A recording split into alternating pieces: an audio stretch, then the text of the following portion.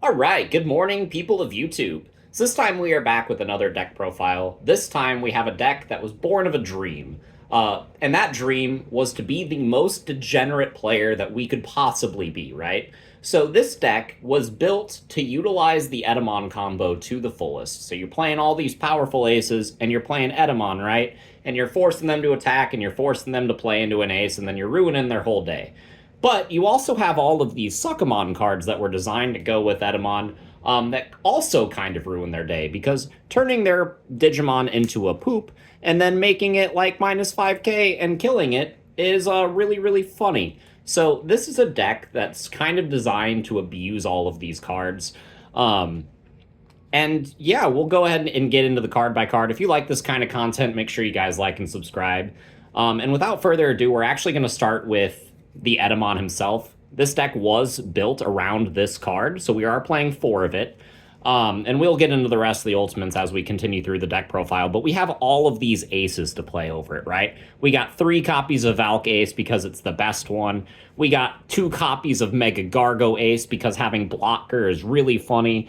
This card is just great offensively and defensively. And then we got the 1 copy of the Vikemon Ace because it's really silly as well. And then we do have a couple other top-end monsters, so we'll go ahead and get into those after we go over the lower levels. For the Digitama, we are playing 3 copies of Upa and 2 copies of the EX4 Suno. So the Upa is especially important because we do play a copy of the Bt16 Armadillo, so it does have to evolve into this. But this card says that if it's your opponent's turn and has 2 or more colors, then this Digimon gets blocker. So all of your aces will have blocker, so you can evolve the Etemon over the stack, force them to attack, and then, like, Vikemon them, de-digivolve them too, and then block with the Vike. Or, if you have Valk, then Valk now has blocker after they're reduced by 5k from Valk's effect and 3k from the Etta's effect. So it means that you're blocking literally everything in the format that isn't named Magnamon X, and it's a really, really good card. Likewise, we have the Sunomon because all of our rookies evolve off of black or yellow eggs. So the ability to draw extra cards whenever something digivolves is very nice. I did want to include this card at some capacity because it is very, very great in the early stages and mid stages of the game. But the Upamon is also important for giving our ace stack blocker. So for the rookies, we got some Ukomons here, because what deck would be good without 8 of these little bastards? These cards are absolutely fantastic, especially for decks that don't have a designated bottom end, or for a deck like Sukamon, where their designated bottom end are the Chumon cards, and those cards are objectively terrible. So we do have these 8 Ukomons to fill out some of this slot, to help us get more aggression. This is a deck that is playing a lot of little bodies and chipping them down very quickly, so this is a really good card to help facilitate that strategy. I know I just said the Chumon cards are terrible, but we are playing a couple of them. I am playing the 1 copy of the BT11 Chumon and the 1 copy of the BT14 Chumon. BT14 Chumon is in here as another way to get Suka's Curse, or the Sukamon with the security effect, into our security. Because it's got that on-play effect that'll let you do that, which is pretty nice. Its on-deletion effect to give something minus 3k is also pretty nice, but it's not really good enough to be more than a 1-of, since we already have the Metal Etemon in our level 6 in order to redirect attacks and place stuff in our security, so this is just kind of there as a supplementary way to do it. And then we do have the 1 copy of the BT11 Chumon, because there are some niche plays that comes up with this. Being able to evolve for 1 in the back off of 5 of your rookies is actually kind of nice, especially if you're going first. And being able to put this card in the back and then evolve Platinum over it for just 1 memory is really great, because that means you can just go Platinum over this for 1 and then like into this Etemon for 3 memory after that, and you're triggering the full combo. And not only that, but if this card dies, then you get to play a Chumon back from your trash, which is pretty nice. So it's like, yeah, their inheritables are good, their your turn effects are pretty good. Like, these are all right cards, but they're not worth playing more than 1 of a piece. Speaking of more 1-ofs, we got the 1-of Patamon from the promo, or the movie promo, because there are a lot of dual color black and yellow cards, namely all of our aces. and all of our level 5s and our level 7 and some of our level 3 or level 4s. So yeah, this card is just really good at getting us pieces out of our security and seeing what's in there. Not only that, but its inheritable effect is also pretty nice, but I wanted to limit the number of pure yellow rookies that we have because not all of our champions can evolve off of yellow. So this card is in here as a tasty one of. We do have the single copy of the Armadillo from Bt16 because it can give us more memory. That's pretty cool. Inheritable give us 1000 DP is also pretty cool. This is a pretty cool card. The only bad thing about it is it can't evolve on the Sukamon egg. So I did want to limit the number of this card that I was playing, but this is a card I could see myself bumping up to 2. Speaking of more Armadillo, we have 2 copies of the movie promo Armadillo. Like the Patamon, it searches the top of our deck for just 2 colored black and yellow cards, which is really nice. And end of turn DNA as an inheritable is really great, especially when all of your level 4s cost like 3 memory apiece to play. And you have Sukamon in the deck, which gives you a uninteractable body that can blast evolve on their turn, which is really nice. This is a cool card, and I really like it as a 2 of in the deck. But that's it for the 14 rookies.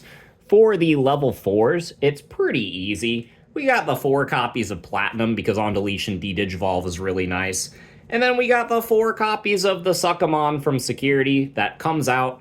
This is really great because it helps trigger your aggression. Like if they hit this in Security, then all of a sudden you have a level 4 that you can evolve Etemon over.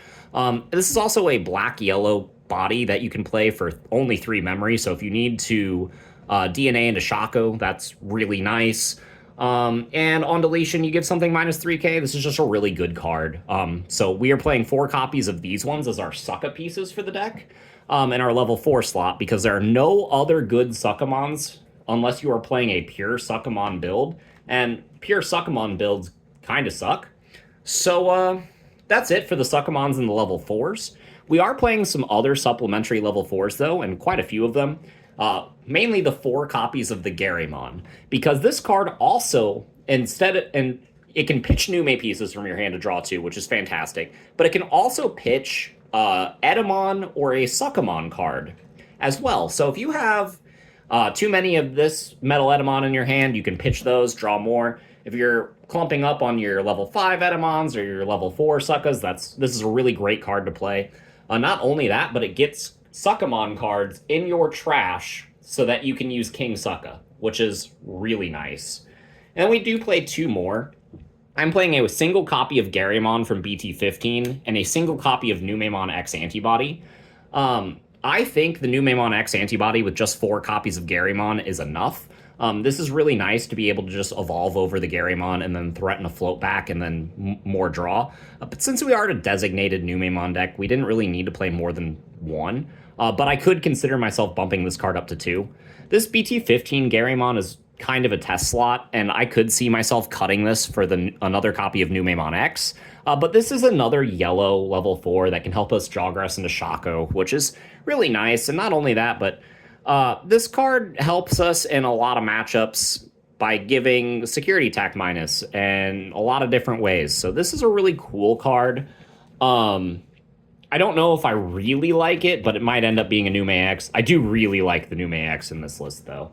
Especially just being able to evolve it over like a Chumon or something and then go into Etemon or a Shaco on top of it. Like, even if you're just hard Digivolving, like, that's still really nice, because if they find a way to deal with the body, then you're getting a Garymon back, and then you can restart your combo, and that's all fine and dandy. So for the level 5s, we got 4 copies of the one the deck was built around. We got 4 copies of Ede. I've hinted at it a lot, but we've got 2 copies of Shaku. An uninteractable body is really nice. Partition is really nice, but it's kind of icing on the cake. About half the time, you won't even DNA into this guy. You'll just hard evolve into him to get an uninteractable body, which is still really, really good. That's the reason Magnamon X is so good in this format, you know? Like, it's a great card. And then we play 2 copies of King Sukamon from BT11. So this is kind of the namesake of the Sukamon package. If you have 3 or more Sukamon cards in your trash on player when Digivolving, this card turns one of your opponent's Digimon into a 3,000 point turd. Now this actual turd is a white Digimon, and has its name replaced with Sukamon. So if they have inheritables that are based off of their name, if they need to digivolve off of something that isn't white, like they're kind of shit out of luck. It's a really good card. Not only that, but turning something into a 3,000 point turd means that it's very easy to blow that card up with DP reduction based effects. So this card is really nice. We are playing enough Sukamons to consistently hit this effect, but that's one of the reasons I'm playing 2 of this card, is that I can afford to discard one off of Garymon and play another one. So it's like, it's also in here for the Sukamon name, but this card is also another way, in addition to Sucka's Curse, to turn something into a turd. So it's really nice. Those are the level 5s I'm playing. For the level 6s, we already went over the Ace package, but I got 6 of them. Here they are again, but they do a lot of good work. And then the last one we are playing is 2 copies of Metal Etemon from EX5. This card redirects attacks into itself or security. It can pop tamers. And yeah, it's really nice. This card is a really good defensive piece, and it incentivizes your opponent to attack you even less while you're going wide with all your stuff. And it's a pretty good card. The only reason we're playing 2 is because I wanted to make room for all the aces, and like there are other yellow boss monsters that you could play over this, like Venusmon, or even just more aces, but I wanted to include this in the deck because it is another name for all of your combo cards. Like you can discard this off of Garymon, and it's just a really nice piece. Like it's a really good card in the deck, and it's kind of been the only card that has made Sukamon threatening, aside from Sucka's Curse. So, but yeah, that's it for the level 6s. I am playing 1 level 7 in the deck, and rather than play like a Death X or a Shine Greymon Ruin mode, which you absolutely could play, I chose to play a single copy of the Bt16 Chaosmon, because this deck is already really fun, and this card is really fun to go into off of the Armadillo combo. But not only that, like partitioning out 2 aces or partitioning out a Metal Etemon plus an ace is just really powerful. This is a fantastic card, and it's pretty easy to resolve it because you get 1 ace almost for free. And at that point, getting a second Mega off of a Sucka stack is really easy. So going into this card is not hard at all. And whenever you do, it just is kind of game winning. Not only that, but it burns security, and de-digivolve. So it takes care of a lot of threats in ways that this deck can kind of struggle with sometimes. So I really like this card as a one-of inclusion. It's searchable off of a lot of your pieces, and it's just a really good card. Going into the options and tamers to close us out, we got the 2 copies of Suka's Curse, the 2 copies of Heaven's Judgment, and the single copy of Louis. So starting with Louis, again, this is a deck that plays a lot of rookies, and this card is just very good at helping facilitate aggression and memory gain, and so it's a pretty easy inclusion in the deck. The only reason I'm not playing more is 1, because of space, and 2, because I don't want to. And then for the options, we got the 2 copies of Heaven's Judgment, because in a deck with so many colors, that's really easy to access. This is just a phenomenal card, and it takes care of threats in ways that you don't even really have to set up for. Like, this is just a really easy card to resolve and just kind of win off of. Suka's Curse is in here as a 2 of because this has been kind of the optimal ratio for this card in Suka list for a while. And I didn't really feel the need to change it. It's been testing fine at 2. If you don't like this card, you can cut it to 1. You could even bump it up. But like the ability to turn something into a turd out of security, being able to stack this off the Metal Etta is really nice.